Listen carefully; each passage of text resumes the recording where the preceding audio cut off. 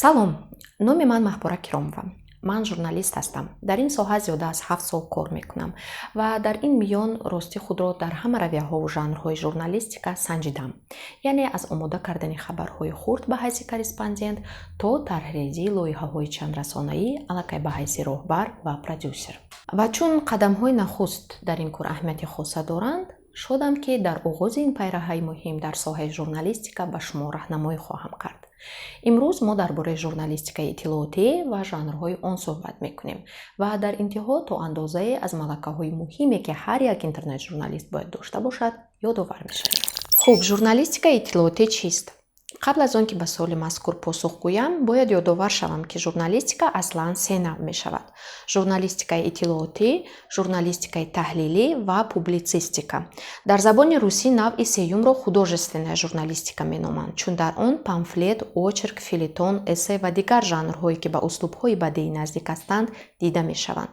хуб, бармегардем ба навъи якуми журналистика. пас журналистикаи иттилоотӣ чист ва кадом жанрҳоро дар бар мегирад? дар ин жанр вазифаи журналист бидуни таҳлилу баррасӣ расонидани хабар аст. чун дар ин навъи журналистика фаврият хеле нақши муҳим дорад ва вақт барои таҳлилу баррасӣ аслан нест. яъне журналист инҷо ба мисли оина танҳо инъикосгари рӯйдод аст. аммо ин маънои онро надорад ки дар ин навъи журналистика воқеанигор як хабари хушку холиро ба аудитория бояд пешниҳод кунад. Не. инҷо дуруст мешавад агар рӯзноманигор як рӯйдодро аз чанд ҷониб инъикос кунад то хонанда, тамошобин ва ё шунаванда онро комилан дарк кунад ва худ ба воқеъ бидуни таҳлили журналист баҳо дода тавонад. биёед барои хубтар дарк кардани мавзӯъ воқеаҳои Беларусро мисол мебиёрем. маълум ки ин шабу рӯз хабарнигорони ҷаҳон аз рӯйдодҳои ин кишвар маҳз бо истифода аз жанрҳои журналистикаи иттилоотӣ хабар медиҳанд, яъне бештар дар шаклҳои хабари кӯтоҳ ва ё васеъ, репортаж, хроника. жанрҳо дар журналистикаи иттилоотӣ албатта бештаранд. масалан, боз мусоҳибаи кӯтоҳ ҳаст, блиц-апрос, саволу ҷавоб, ҳисобот ва ғайраву ва ҳоказо. аммо ин се жанри журналистикаи иттилоотӣ, яъне хабари кӯтоҳ ва ё васеъ, репортаж ва хроника, имрӯзҳо дар расонаҳои хабарӣ бештар истифода мешаванд. инак ман ба таври мисол хабари васеъро аз настоящее время меорам, ки ба мавзӯи шиканҷаи эътирозчиён бахшида шудааст. дар он шакл, яъне структураи хабари васеъ пурра риоят шудааст. яъне он аз сарлавҳа, лид, чанд пора шарҳ, ки дар забони русӣ ин қисмро цела новости мегӯянд, ва бэкграунд иборат аст. таваҷҷӯҳ кунед, ҳамаи қисматҳоро бо рангҳои алоҳида ишора кардам. дар бораи қолаби хабар дар воқеъ ба тафсил боз ҳатман дар дарси алоҳида суҳбат мекунем, аммо инҷо шумо бояд ба як чиз аҳамияти ҷиддӣ диҳед. журналист ба таҳлили мавзӯъ даст назадааст. ӯ танҳо хабар медиҳад ки фаъолони ҳуқуқи башар аз гузоришгари вижаи созмони милал мехоҳанд ба масъалаи шиканҷа дар Беларус дахолат кунад. ин нуктаро мо ҳам дар сарлавҳа ва ҳам дар лид мебинем. баъдан дар 5-6 пораи баъдӣ мефаҳмем ки даъвати онҳо аз кадом бандҳо иборат аст. ва дар интиҳо, дар бэкграунд, журналист ба мо аз таърихи воқеаҳои Беларус ва эътирозҳо дар он ҷо ҳикоят мекунад. бояд гуфт бэкграунд дар ин жанр ҳатмист. жанри дигари маъмул дар журналистикаи иттилоотӣ ин репортаж аст. вазифаи он ба мисли хабари кӯтоҳу васеъ нақли воқеа бидуни таҳлил аст. одатан он аз ҷои ҳодиса омода мешавад. дар ин жанр ҳам фаврият нақши муҳим дорад албатта. агар репортаж телевизионӣ ва ё радиоӣ бошад, онро дар шакли пахши мустақим ба аудитория пешниҳод мекунад ва агар нашрия электронӣ бошаду имконияти пахши мустақим вуҷуд надорад, пас дар шакли матн бо аксҳо ва ё порчаи видеоӣ нашр мешавад. аммо ин матн бояд хеле зуд навишта шавад, яъне ҳадди ақал дар давоми ним соат. барои журналистони ҷавон аз уҳдаи кор ба ин оҷилӣ албатта баромадан хеле душвор аст.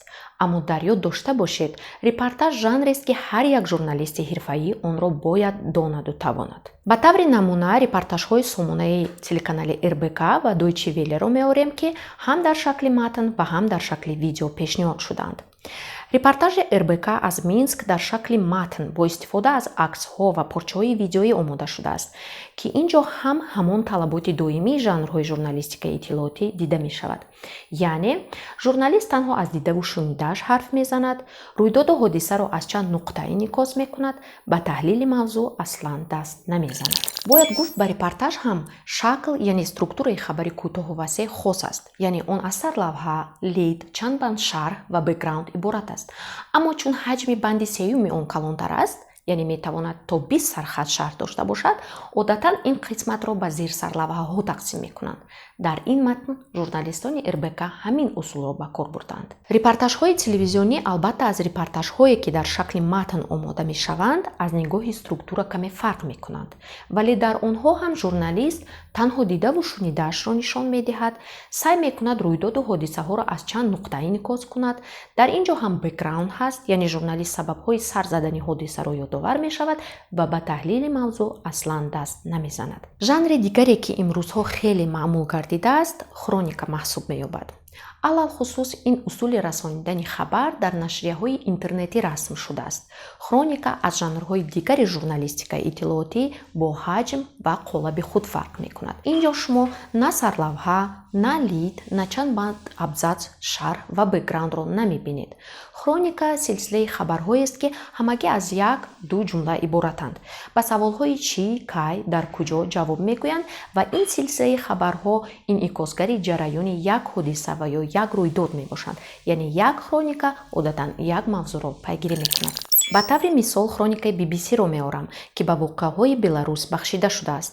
тавре мебинед дар хроникаи муосир ҳатто як акс, як порчаи видеоӣ ва ё як пост аз шабакаҳои иҷтимоӣ метавонад чун иттилоъ истифода шавад. масалан дар ҳамин силсилаи хабарҳо ки дар шакли як хроника омадаанд, ҳудуди 50 саҳифа хабарҳои кӯтаҳу оҷил ҷой дода шуда, ҳамаи онҳо ба як мавзӯъ ба воқеаҳои Беларус бахшида мешаванд. ин усули иттилоърасонӣ фавриятро дӯст медорад ва аз нигоҳи банду баст хеле соддаву барои хонандагон ҷолиб аст. хуб, дар интиҳои ин дарс мехостам ба шумо андаке дар бораи он малакаву донишҳое ки ҳар як интернет-журналист бояд дошта бошад бигӯям. журналисти замони нав бояд ҳатман мултитаск бошад, яъне вазифаҳои зиёдро дар редаксия анҷом дода тавонад. дар гузашта одатан яке менавишту дигаре навор мегирифт. ҳоло ин тавр нест. талаби замони муосир ин аст ки ҳар як журналист ҳадди ақал чунин корҳоро ба анҷом расонад. нависад, навор бардорад, акс гирад, каму беш монтажро ҳам балад бошад. ба ҷуз ин журналисти замони нав бояд корбари ҳамаи шабакаҳои иҷтимоӣ буда аз мавзӯъҳои мавриди таваҷҷӯҳи аудитория огаҳ бошад, яъне хонанда, бинанда ва шунавандаи худро хуб омӯзаду донад ки барояшон чӣ чизи ҷолибе омода карда метавонад. ҳамчунин забони баёнатонро то ҳадди имкон суфтаву фаҳмо кунед. бо тақозои замон дар як дақиқа ба сари аудитория даҳҳо хабар мерезад ва таваҷҷӯҳи хонандаро танҳо ҳамон маводе ҷалб мекунад ки бо забони фаҳмову суфта омода шуда бошад. бар замми ин шумо бояд эҷодкор ҳам бошед. фикр кунед ки маводатонро ба хонанда бо кадом усулҳои наву ҷолиб метавонед пешниҳод кунед. ҳоло роҳҳои нав хеле зиёданд, аз инфографикаву таймлайн то харитаву пурсишҳои интерактивӣ. аммо шарт нест ки барои ба даст овардани ин донишҳо дар ҷустуҷӯи курсҳои махсуси омӯзишӣ дар соҳаи журналистика бошед. вақтро аз даст надиҳед, зеро аксари донишу малакаҳоро метавонед ба таври худомӯз онлайн ба даст оред. ҷӯед, ёбед, омӯзед ва ҳамаи ин донишҳоро дар амал истифода кунед. инак мавзӯи мо ба охир мерасад. умедворам бароятон дарси имрӯза муфид буд. мувофиқи нақша, пас аз ҳар як дарс шумо имкон доред дар чати алоҳидае ки махсус бароятон омода мешавад, доир ба мавзӯъ суолҳои худро фиристед. кӯшиш мекунам дар давоми 1 соат бо шумо дар тамос бошам ва ба пурсишҳоятон посух гӯям. то дидори навбатӣ.